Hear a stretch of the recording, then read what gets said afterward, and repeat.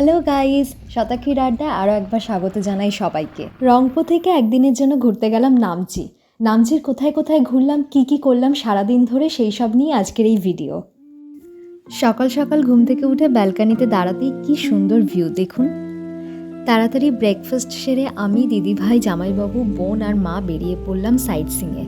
আজকের ওয়েদারটাও বেশ ভালো, ওয়েদার ডিটেলস স্ক্রিনে দেওয়া রইল।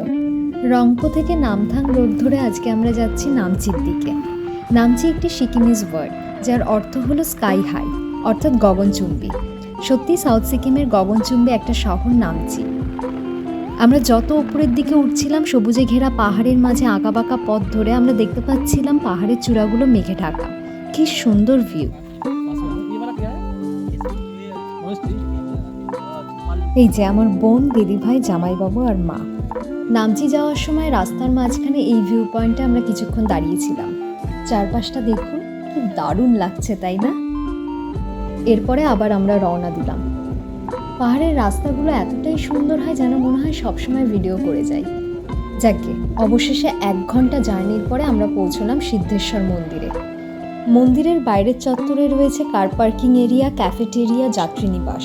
আর মন্দিরের ভেতরে প্রবেশ মূল্য 50 টাকা করে পার হেড।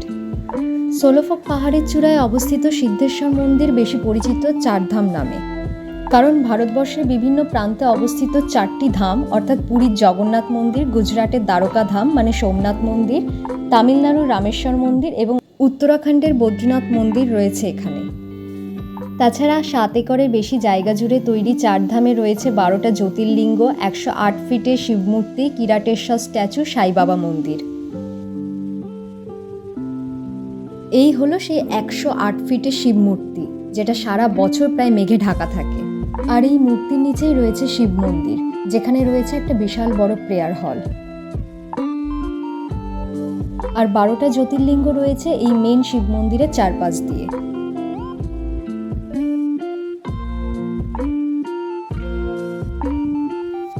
প্রথমে আমরা এক এক করে জ্যোতির্লিঙ্গগুলো দর্শন করলাম।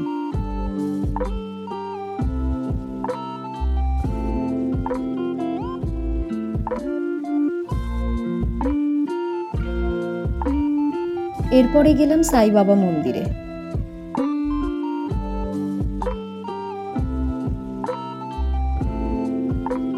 চলুন এবার ঘুরে দেখা যাক 4 ধাম। এই হলো পুরীর জগন্নাথ মন্দিরের আদলে তৈরি মন্দির।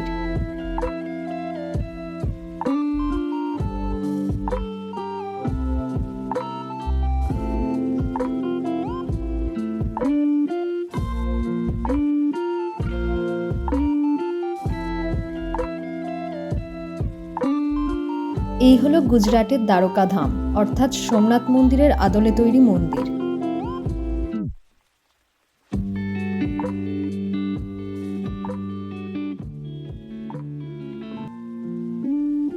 চলুন এবার যাওয়া যাক তামিলনাড়ুর রামেশ্বর মন্দিরের আদলে তৈরি মন্দিরে।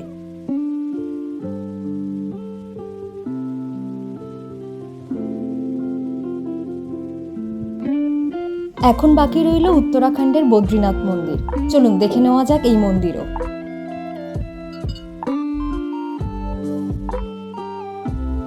কি সুন্দর না, এক জায়গায় এলেই 4টে ধাম ঘোরা হয়ে যায়।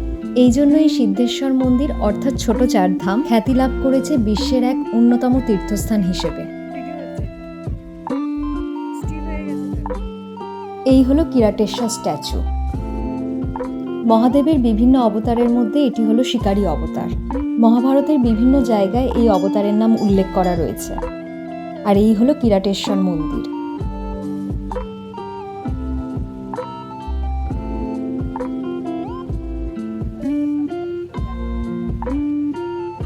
চলুন এবার এই মন্দিরের ভিউ পয়েন্ট থেকে দেখে নেওয়া যাক চারিদিক।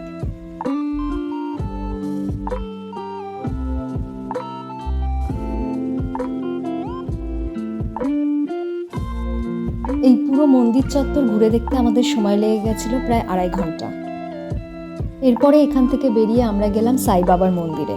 সাই বাবা মন্দিরে ঢোকার আগে আমরা স্থানীয় রেস্তোরাঁ থেকে একটু টিফিন করে নিলাম, চা আর মোমো।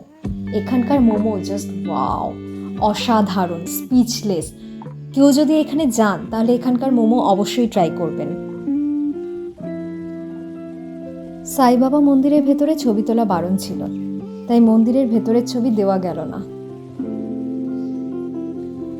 সাই বাবা মন্দির থেকে বেরিয়ে আমরা রওনা দিলাম সমুদ্রপসের উদ্দেশ্যে।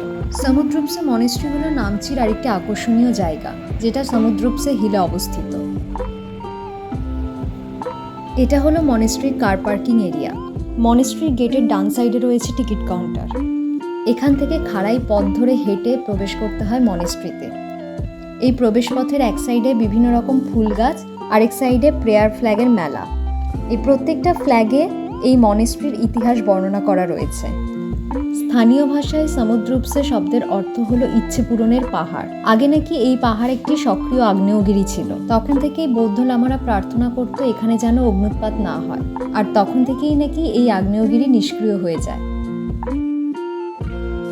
এটা গুরু পদ্মাসম্ভবা স্ট্যাচু। এই স্ট্যাচুর উচ্চতা 135 ফিট। এটা নাকি পৃথিবীর সবথেকে উঁচু স্ট্যাচু।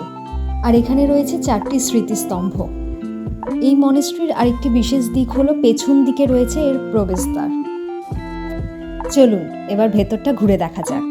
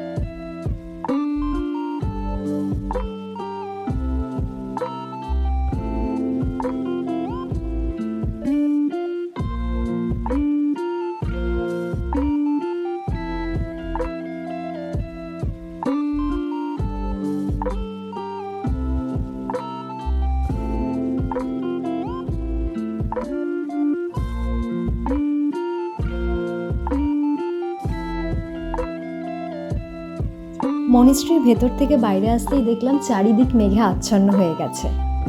তখন বিকেল প্রায় 5:30। আর এটা হলো এখানকার ভিউ পয়েন্ট।